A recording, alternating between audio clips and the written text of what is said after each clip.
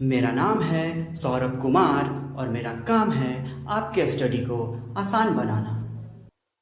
हम लोग एसिड और बेस के बारे में कंप्लीट जानकारी ले चुके हैं। तो जो आज का हमारा क्लास होने वाला है वो होने वाला है एसिड और बेस के स्ट्रेंथ पे, कि आखिर एसिड और बेस का जो स्ट्रेंथ है उसको हम कैसे चेक करेंगे, कैसे नापेंगे। समझ गए?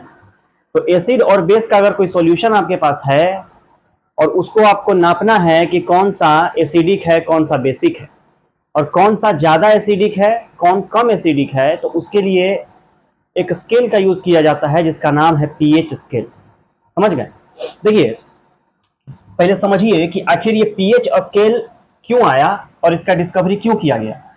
पहले तो आप ये बात समझिए कि जो प्योर वाटर होता है, प्योर वाटर न्यूट्रल होता है। आपको भी पता है प्योर वाटर न्यूट्रल होता है। क्यों? क्योंकि प्योर वाटर में हाइड्रोजन आयन का कंसंट्रेशन और हाइड्रो ऑक्साइड आयन का कंसंट्रेशन दोनों इक्वल होता है। समझ गए ना? हाइड्रोजन आयन कंसंट्रेशन और हाइड्रोक्साइड आयन का कंसंट्रेशन इक्वल होने के कारण जो प्योर वाटर है वो न्यूट्रल होता है। ठीक है बात? लेकिन एक बात बताइए कि जब हम एसिड का सॉल्यूशन बनाते हैं, है ना, जब हम एसिड को वाटर में डिसॉल्व करते हैं तो हाइड्रोजन आयन जो है प्रोड्यूस होता है, ये तो आपको पता है। इसका मतलब है कि एसिडिक सॉल्यूशन में हाइड्रोजन आयन का कंसंट्रेशन बहुत ज्यादा होता है ना। लेकिन क्या एसिडिक सॉल्यूशन में हाइड्रोक्साइड आयन प्रेजेंट होते हैं या नहीं होते हैं? क्या लगता है आपको? एक बच्चा बोल रहा है कि नहीं होता है, एक बच्चा बोल रहा है कि होता है। देखिए समझिए, अगर कोई सॉल्यूशन एसिडिक सॉल्यूशन है, मतलब हमने किसी एसिड को वाटर में डिसॉल्व करके एसिडिक सॉल्यूशन बनाया है, तो उस एसिडिक सॉल्यूशन में हाइड्रोजन आयन प्रेजेंट होता है और उसके साथ साथ हाइड्रो ऑक्साइड आयन भी प्रेजेंट होता है। क्यों? कि वाटर के आयोनाइजेशन से हाइड्रोक्साइड आयन भी किसी भी एसिडिक सॉल्यूशन में प्रेजेंट रहता है। बस सिर्फ अंतर इस बात का है कि किसी भी एसिडिक सॉल्यूशन में हाइड्रोजन आयन का कंसंट्रेशन हाइड्रो ऑक्साइड आयन के कंसंट्रेशन से बहुत ज्यादा होता है। क्लियर है बात? नहीं समझे? फिर समझिए कि किसी भी एसिडिक सॉल्यूशन में हाइड्रोजन आयन का कंसंट्रेशन हाइड्रो ऑक्साइड आयन की तुलना में काफी ज्यादा होता है। इसका मतलब है कि एसिडिक सॉल्यूशन में हाइड्रोजन आयन एक्सेस अमाउंट में रहता है, ज्यादा अमाउंट में रहता है। ठीक है ना? इसीलिए ये सॉल्यूशन एसिडिक होता है। क्लियर है बात? अच्छा, सेम आइए बेसिक सॉल्यूशन में। तो आपको पता है कि जब हम बेस को वाटर में डिसॉल्व करते हैं तो बेसिक सॉल्यूशन बनता है और बेसिक सॉल्यूशन में हाइड्रो ऑक्साइड आयन की संख्या ज्यादा होती है। लेकिन उस बेसिक सॉल्यूशन में भी आपको हाइड्रोजन आयन प्रेजेंट होते हैं, लेकिन कम मात्रा में प्रेजेंट होते हैं। ठीक है? मतलब हाइड्रोजन आयन का कंसंट्रेशन किसी भी बेसिक सॉल्यूशन में कम होता है इन कंपैरिजन हाइड्रोक्साइड आयन के। ठीक है? तो यही कह रहा है कि किसी भी बेसिक सॉल्यूशन में जो हाइड्रोजन आयन का कंसंट्रेशन है वो काफी कम होता है। किससे? हाइड्रो ऑक्साइड आयन से। मतलब बेसिक सॉल्यूशन में हाइड्रोक्साइड आयन काफी मात्रा में प्रेजेंट होता है। यहां तक समझ गए होंगे बात आप? जब यहां तक आप समझ गए हैं तो देखिए हमने लिखा है कि both acidic as well as basic solution contain H plus ion. मतलब एसिडिक सॉल्यूशन हो या बेसिक सॉल्यूशन हो, दोनों में हाइड्रोजन आयन प्रेजेंट रहता है। बस फर्क इतना है कि एसिडिक सॉल्यूशन में हाइड्रोजन आयन का कंसंट्रेशन काफी ज्यादा होता है और बेसिक सॉल्यूशन में हाइड्रोजन आयन का कंसंट्रेशन बहुत ही कम होता है। क्लियर है ना बात? लेकिन होते तो दोनों में है। इसी बेसिस पे एक साइंटिस्ट थे जिनका नाम था सोरेनसन। ठीक है ना? क्या नाम था? सोरेनसन नाम था। इन्होंने 1909 में 1909 में एक स्केल डिवाइस किया, एक स्केल का खोज किया, डिस्कवरी किया, जिसको हमने कहा पीएच स्केल। इस पीएच स्केल में जो पीएच है इसका फुल फॉर्म होता है पावर ऑफ हाइड्रोजन। मतलब सोरेनसन ने एक ऐसा डिवाइस बनाया, एक ऐसा स्केल बनाया जो हाइड्रोजन आयन के कंसंट्रेशन पे काम करता था। मतलब वो स्केल चेक करता था कि किसी भी सॉल्यूशन में हाइड्रोजन आयन का कंसंट्रेशन कितना है। समझ गए? तो पीएच स्केल जो है वो किस पे काम करता है? हाइड्रोजन आयन कंसंट्रेशन पे काम करता है। ठीक है ना? तो अब समझते हैं कि आखिर पीएच स्केल है क्या। देखिए पीएच स्केल क्या है पहले समझिए। द स्ट्रेंथ ऑफ एसिड और base is measured on a scale of numbers called pH scale. मतलब कह रहा है किसी भी एसिड और बेस का स्ट्रेंथ नापने के लिए जिस स्केल का हम यूज करते हैं उसको हम पीएच स्केल कहते हैं।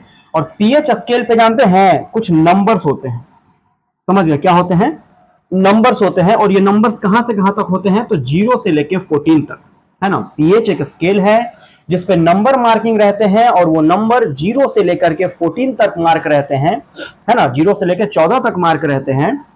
उसी स्केल को हम कहते हैं पीएच स्केल। और ये पीएच स्केल का यूज क्या होता है, तो किसी भी एसिड और बेस का स्ट्रेंथ मेजर करना, ठीक है। तो वही कह रहा है पीएच स्केल की द स्ट्रेंथ ऑफ एसिड और base is measured on a scale of numbers called pH scale. समझ गया ना, ऐसा स्केल जो किसका स्ट्रेंथ नापता है, एसिड और बेस के स्ट्रेंथ को नापता है, उसको हम पीएच स्केल कहते हैं। और पीएच स्केल में वैल्यू कहां से कहां तक होता है जी, 0 से लेके 14 तक होता है। क्लियर रहेगा बात। और कह रहा है कि पीएच जो है एक नंबर है और नंबर का आपको पता है कोई यूनिट नहीं होता है, इसीलिए पीएच का भी कोई यूनिट नहीं होता है, ठीक है।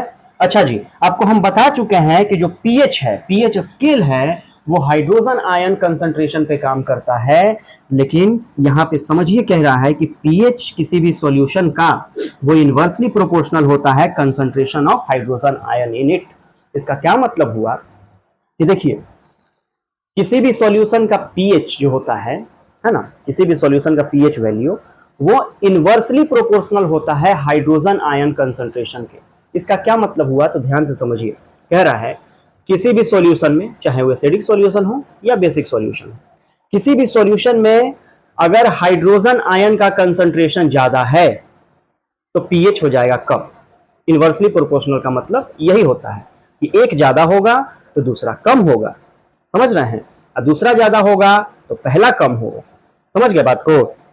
तो कह रहा है कि अगर किसी भी सॉल्यूशन में हाइड्रोजन आयन का कंसंट्रेशन ज्यादा है तो पीएच होगा कम, और किसी सॉल्यूशन में हाइड्रोजन आयन का कंसंट्रेशन कम है तो उसका पीएच वैल्यू होगा ज्यादा। यहां पे स्टोर कर लीजिएगा इस बात को, समझ गए। बताइए कि एक सॉल्यूशन है, इसमें हाइड्रोजन आयन का कंसंट्रेशन ज्यादा है तो उसका पीएच कम होगा। Very good. एक सॉल्यूशन है, इसमें हाइड्रोजन आयन का कंसंट्रेशन कम है, मतलब कम मात्रा में H+ आयन है, तो इसका पीएच ज्यादा होगा। समझ गया ना, यही कह रहा है इनवर्सली प्रोपोर्शनल का मतलब। तो कह रहा है कि मान लीजिए कोई सॉल्यूशन है जिसमें हाइड्रोजन आयन का कंसंट्रेशन है ज्यादा, हम एरो ऊपर कर दिए हैं, मतलब कि हाइड्रोजन आयन का कंसंट्रेशन क्या है, ज्यादा है, तो इसका पीएच हो जाएगा कम। क्लियर है बात। और अगर किसी सॉल्यूशन में हाइड्रोजन आयन का कंसंट्रेशन कम है तो इसका पीएच हो जाएगा ज्यादा। समझ गया ना, मोर हो जाएगा। क्लियर है बात। फिर से समझा दे क्या, किसी भी सॉल्यूशन में हाइड्रोजन आयन का कंसंट्रेशन अगर कैसा है जी, मोर है, तो pH is less, and a solution having hydrogen ion concentration less, pH is more. समझ गए। तो यहां तक आप समझ गए हैं, है ना। चलो बाबू बताओ, पीएच स्केल क्या बताता है, strength of acid and base, ठीक है। पीएच स्केल पे मार्किंग कहां से कहां तक होता है, 0 से 14 तक होता है, ठीक है। ये बताइए कि पीएच में और हाइड्रोजन आयन कंसंट्रेशन में क्या रिलेशन है, उल्टा रिलेशन है, इनवर्सली प्रोपोर्शनल का। इसका मतलब है कि अगर हाइड्रोजन आयन का कंसंट्रेशन ज्यादा है तो पीएच कम हो जाएगा, ठीक है। मान लीजिए बाबू एक सॉल्यूशन है, ठीक है ना, तुम बताओ, मान लो एक सॉल्यूशन है जिसका पीएच जो है कम है, तो उसमें हाइड्रोजन आयन का कंसंट्रेशन ज्यादा होगा, ठीक है। बहुत अच्छा। तो हमको उम्मीद है कि ये बात जो हम बताए हैं आपको ये समझ में आ गया होगा। अब हम आगे चलते हैं। तो हम लोग पीएच के बारे में तो समझ गए, है ना। तो अब उसी पीएच के बेसिस पे हमने किसी भी सॉल्यूशन को 3 ग्रुप में बांटा है। एक है एसिडिक सॉल्यूशन, दूसरा है बेसिक सॉल्यूशन और तीसरा है न्यूट्रल सॉल्यूशन। देखिए यहां पे जो हमने लिखा है ये एक तरह से इन तीनों के बीच का डिफरेंस भी है, और इसको पहले आप समझिए, ठीक है ना। तो देखिए एसिडिक सॉल्यूशन क्या होता है, तो ऐसा सॉल्यूशन जिसका पीएच 7 से कम होगा ना, वो एसिडिक सॉल्यूशन होगा।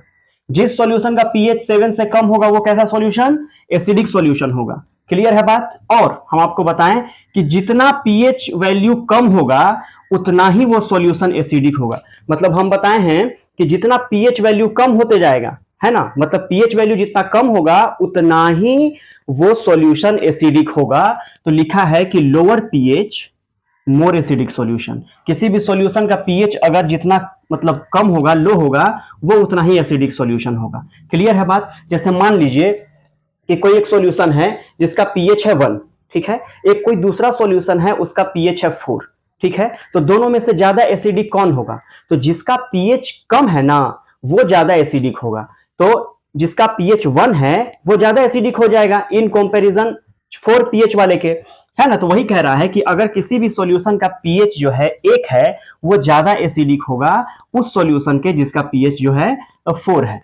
क्लियर है बात? अच्छा जी, और जिसका पीएच कम होता है वो उतना ही एसिडिक है। इसका मतलब है कि जिस सॉल्यूशन का पीएच 1 है ना वो स्ट्रॉन्ग एसिड होगा और जिसका पीएच 4 है ये वीक एसिड होगा।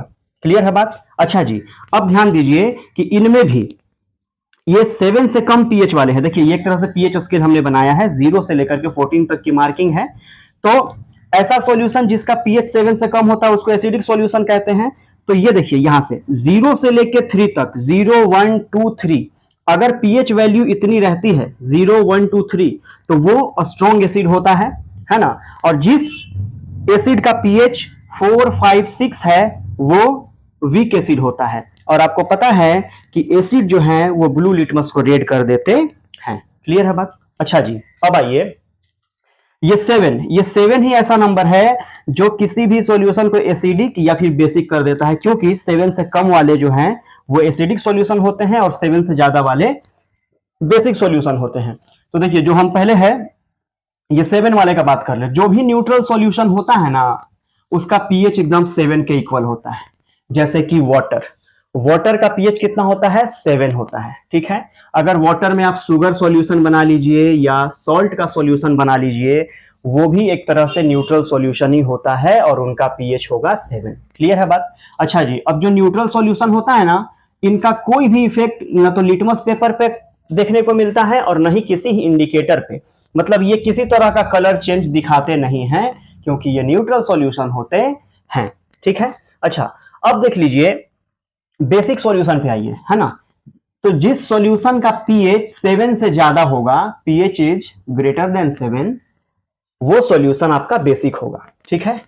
तो किसी सॉल्यूशन का पीएच जितना ज्यादा होगा वो सॉल्यूशन उतना ही बेसिक होगा, ठीक है। जबकि एसिड वाले में उल्टा था, जिस सॉल्यूशन मतलब जिस एसिडिक सॉल्यूशन का पीएच जितना कम वो उतना ही स्ट्रॉन्ग एसिड। लेकिन बेस में क्या है कि जितना ज्यादा पीएच उतना ही वो सॉल्यूशन बेसिक होगा, मतलब ज्यादा बेसिक सॉल्यूशन होगा, ठीक है।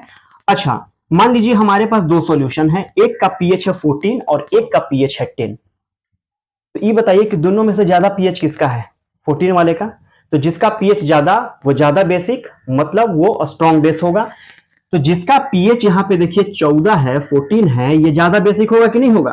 होगा, मतलब ये ज्यादा स्ट्रॉन्ग बेस होगा। क्लियर है बात? तो यहां देखिए पीएच, अगर पीएच वैल्यू आपको 8 9 10 हो किसी भी सॉल्यूशन का तो वो वीक बेस होता है, और अगर पीएच वैल्यू 11 12 13 14 होगा तो वो स्ट्रॉन्ग बेस होता है, और बेस जो है रेड लिटमस को ब्लू कर देता है। तो हमको उम्मीद है कि हम जो अभी तक पढ़ाए हैं ये आपको अच्छे से समझ में आ गया हो। तो अब बारी है कि हम कुछ आप लोगों से क्वेश्चन पूछ लें, ठीक है। बाबू बताओ तुम कि एक सॉल्यूशन ए है जिसका पीएच है 8 और एक सॉल्यूशन बी है जिसका पीएच है 4। बताइए दोनों में से एसिडिक सॉल्यूशन कौन सा होगा? हाँ, जिसका पीएच 4 है। बहुत बढ़िया, ये तो बहुत आसान सवाल था, है ना। अच्छा एक बात बताइए, तुम बताओ। हाँ तुम नहीं, वो पीछे वाला बताएगा। हाँ, गरीबों के शहंशाह, तुम बताओ कि एक सॉल्यूशन है जिसका पीएच जो है 2 है और एक सॉल्यूशन है जिसका पीएच 3 है, दोनों में से स्ट्रॉन्ग एसिड कौन होगा? ठीक है, जिसका पीएच 2 होगा, मतलब जिसका पीएच कम होता है वो स्ट्रॉन्ग एसिड होता है, ठीक है। तुम बताओ गरीब नवाज कि एक सॉल्यूशन है x, एक है y, है ना। x का पीएच है 13, y का पीएच है 11, दोनों में से स्ट्रॉन्ग बेस कौन होगा? हाँ, जिसका पीएच है 13, ठीक है। तो उम्मीद है कि आप लोगों को भी ये वाला चीज जो हम अभी बताए हैं, ये पूरा सॉल्यूशन का, ये आपको अच्छे से समझ में आ गया होगा, है ना। अब हम डेली लाइफ पे क्या इफेक्ट है पीएच का उसको जान लेते हैं। हमारे एवरीडे लाइफ में पीएच का क्या इंपॉर्टेंट रोल है, अब इसको समझिए। देखिए, कह रहा है कि pH in our digestive system, क्या हमारे डाइजेस्टिव सिस्टम में भी पीएच का कोई रोल है?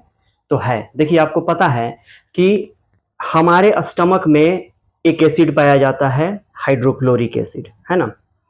ये हाइड्रोक्लोरिक एसिड जो है फूड के डाइजेशन में मदद करता है और जो भी खाने के साथ बैक्टीरिया हमारे स्टमक में आए हैं उनको मारने का भी काम करता है, ठीक है। और जो HCl हमारे स्टमक में पाया जाता है उसका पीएच जो होता है वो होता है 1.4 का, ठीक है ना। लेकिन जब कभी ऐसा होता है कि हम थोड़ा सा ज्यादा मात्रा में खाना खा लेते हैं या तला हुआ कोई खाना खा लेते हैं जिस कारण से हमारे स्टमक में एक्सेस मात्रा में एसिड रिलीज हो जाता है, जिसके चलते हमें हो जाता है एसिडिटी। एसिडिटी के चलते पेट दर्द होने लगता है या फिर अजीब इरिटेशन होने लगता है ना। अजीब धुआं ढेकार आने लगेगा, छाती जलने लगेगा, जिस कारण से, है ना, हमें तकलीफ होती है। तो इस एसिड के प्रभाव को न्यूट्रल करने के लिए हमें क्या यूज करना चाहिए? बेस का यूज करना चाहिए, ठीक है ना, जिसको हम एंटी एसिड भी बोलते हैं। और आपको पता है कि मिल्क ऑफ मैग्नीशिया मतलब मैग्नीशियम हाइड्रोक्साइड या फिर आप बेकिंग सोडा का भी यूज कर सकते हैं एंटी एसिड के रूप में। जब आप इसे पानी में घोल करके अपने शरीर के अंदर लेते हैं तो एसिड के प्रभाव को ये न्यूट्रल कर देता है और पीएच को न्यूट्रल कर देता है, समझ गया ना, और फिर हमें रिलीफ मिल जाता है। क्लियर है बात? अच्छा, जो दूसरा है, कह रहा है कि पीएच चेंज जो है हमारे दांत को सड़ने का कारण हो सकता है। मतलब अगर हमारे मुंह के पीएच में अगर चेंज आएगा तो दांत वगैरह सड़ने लगता है।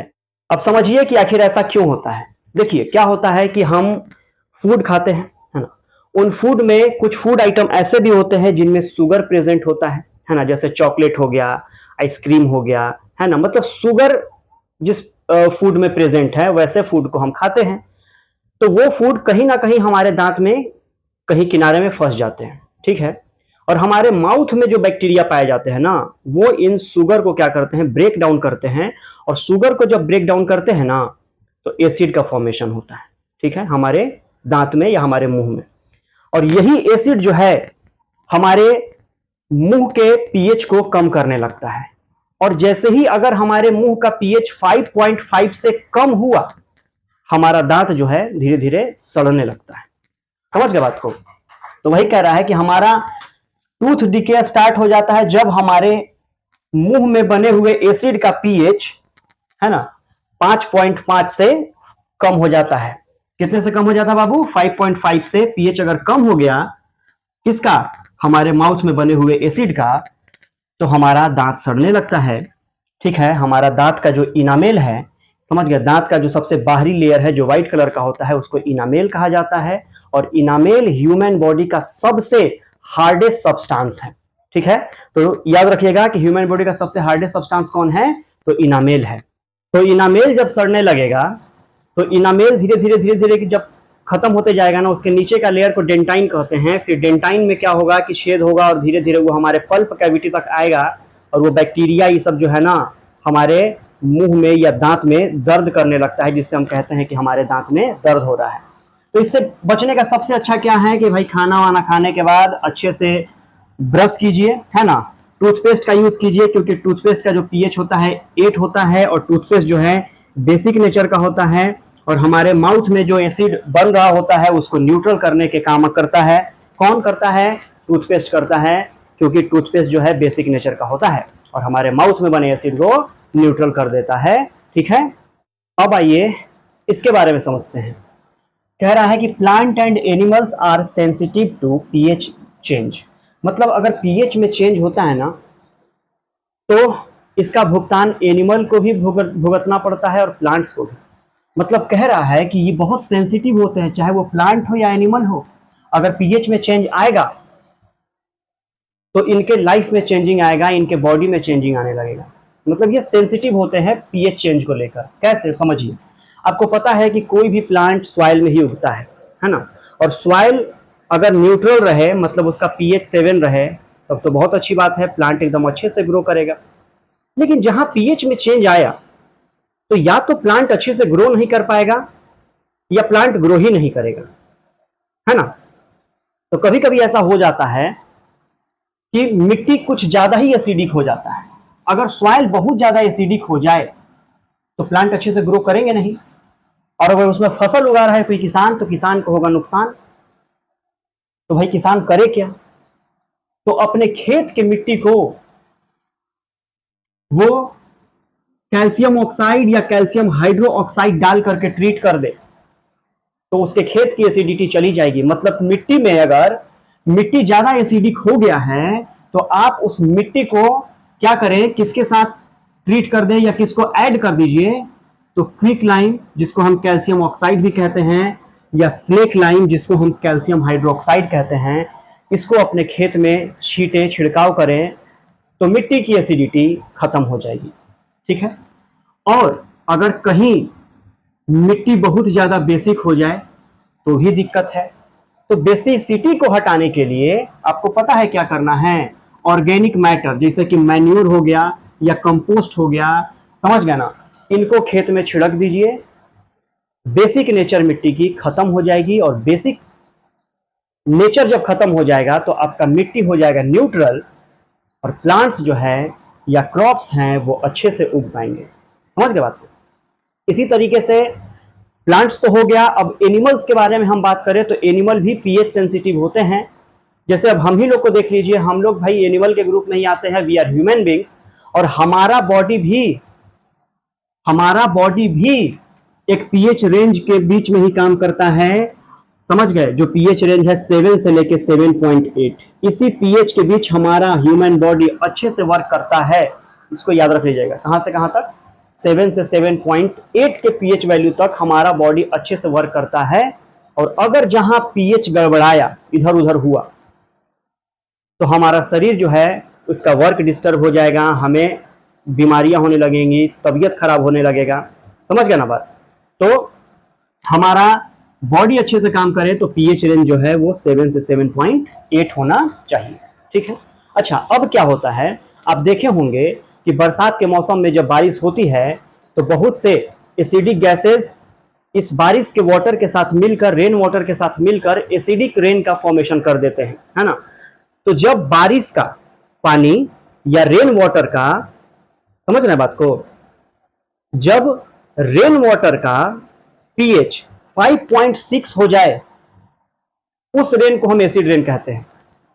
जब रेन वाटर का पीएच 5.6 हो जाए उसे हम एसिड रेन कहते हैं। और ये एसिड रेन होते रहेगा, और ये नदी, तालाब, झील में जब भर जाएगा तो वाटर का जो क्वालिटी है वो तो एसिडिक हो गया, और एसिडिक मीडियम में जो एक्वेटिक एनिमल हैं वो जीवित नहीं रह पाएंगे। क्या किया जाए, मरने के लिए छोड़ दिया जाए मछलियों को, हैं?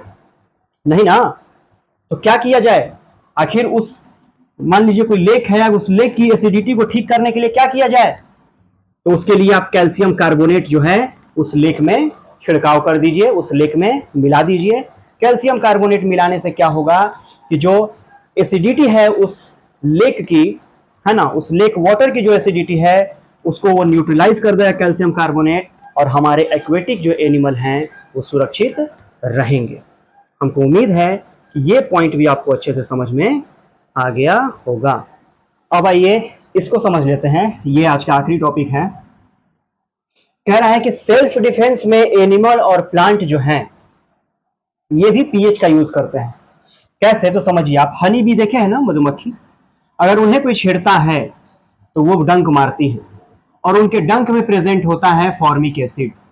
जब ये फॉर्मिक एसिड किसी मनुष्य के या किसी जानवर के शरीर में इंजेक्ट करती हैं तो ये हनी भी उस इंसान के शरीर में फॉर्मिक एसिड इंजेक्ट कर देती है। और जब ये फॉर्मिक एसिड बॉडी के अंदर जाता है ना तो बड़ा इरिटेशन होता है, दर्द होता है, फूल जाता है शरीर, है ना। एगो बच्चा को मार दिया यहाँ पे गाले पे, पूरा गलवाई से फूल गया, समझ गए। तो हनी भी जो है फॉर्मिक एसिड जो है इंजेक्ट कर देती है। अब दर्द होने लगता है, क्या किया जाए भाई? तो पहले के लोग बोलते थे लोहा रगड़ लो। हमको तो नहीं समझ में आया आज तक कि भाई लोहा क्यों रगड़ लो, लेकिन हमको इतना पता है कि बेकिंग सोडा का पेस्ट थोड़ा सा पानी में मिलाकर बेकिंग सोडा, और उस जगह पे जहां पे मधुमक्खी ने काटा है वहां पे अगर आप बेकिंग सोडा को रब कर लेते हैं तो ये एसिड के प्रभाव को क्या कर देता है, न्यूट्रलाइज कर देता है और थोड़ी देर में आपको रिलीफ मिल जाता है ना। उसी तरीके से एक और छोटा सा इंसेक्ट है, इसका नाम है वास्प। ये जो वास्प है ना, ये जब किसी को काटती है ना तो उसके बॉडी के अंदर ना अल्कली इंजेक्ट करती है। याद रखिएगा, हनी भी एसिड इंजेक्ट करता है लेकिन वास्प जो है अल्कली इंजेक्ट करता है। और जब अल्कली गया ना, ये भी दर्द पैदा करता है। तो इस अल्कली के प्रभाव को न्यूट्रल करने के लिए विनेगर का यूज कीजिए, क्योंकि विनेगर में क्या होता है जी, एसिटिक एसिड होता है और अल्कली तो बेस है।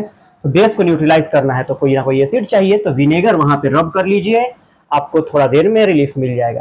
कभी कभी चींटी तो पकड़ लेती है ना, मोटी वाली काली वाली, वो छोड़ने का नाम नहीं लेती है जब तक बेचारी वो 2 टुकड़ा में टूट न जाए, तब तक आदमी जल्दी जल्दी छोड़ाता है कि छोड़ दो भाई, खून तक निकाल देती है। वो सब भी अपने डंकवा से ना मिथेनोइक एसिड शरीर के अंदर डाल देती है, बहुत देर तक लहरता है। कुछ नहीं यार, लहरे तो बेकिंग सोडा लगाइए, न्यूट्रलाइज कीजिए, और क्या है कि नहीं। अच्छा, ये तो हो गया छोटा छोटा जानवर। ये देखिए वो प्लांट है निटिल, है ना। तो निटिल जो है एक जंगली पौधा है, इसका जो लीफ है ना, लीफवा में ना आपको स्टिंग जैसा हेयर रहता है, छोटा छोटा कांटा जैसा। कोई व्यक्ति गया गलती से छू दिया ना, जैसे कांटा धंसा ना, इसका स्टिंगिंग हेयर भी मिथेनोइक एसिड शरीर के अंदर इंजेक्ट कर देता है। इंजेक्ट करता है तो बहुत दर्द होता है ना। और जब दर्द होगा तो भाई ठीक तो करना पड़ेगा। ठीक करने के लिए क्या कीजिएगा, वही बेकिंग सोडा जो है आप यूज कीजिए, रब कीजिए। नहीं तो नेचर ने उसका एक इलाज दे दिया है। एक डॉग प्लांट होता है, डॉग प्लांट, जो इस निटिल प्लांट के आसपास ही अगल बगल में ही उगता है। अगर ये निटिल आपको तकलीफ दे रहा है तो ये आपको ठीक कर देगा, समझ गए। अगर घर में बेकिंग सोडा है तो यूज कीजिए, नहीं तो डॉग प्लांट का लीफ जो है ना, इसको ले जाके वहां पे रगड़ लीजिए जहां पे निटिल का स्टिंग जो है आपको चुभा था, है ना। तो ये आप समझ रहे हैं सारी बात।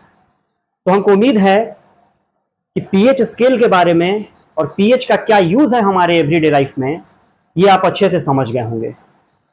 तो फिर मिलेंगे हम अगले क्लास में।